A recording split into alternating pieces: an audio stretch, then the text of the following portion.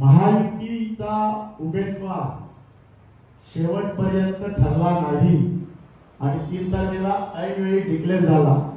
त्या माध्यमातून सध्याच्या खासदाराला डच्चू मिळाला। याचा अर्थ त्याने 10 वर्षात काय काम केलं हे लोकांना आपण सांगू शकतो। कारण आपण बघितलं असेल की ते खासदार 10 वर्षामध्ये त्यांनी 2 वर्ष त्यांना बाय इलेक्शनची मिळाली आणि 5 वर्ष ही पूर्ण मिळाली। तर आता 6 महिन्यात कुठे ना कुठे दिसत होते, परंतु ते दिसताना किंवा कामकाज सांगताना केंद्र शासनाकडून काय केलं ते सांगत नव्हते।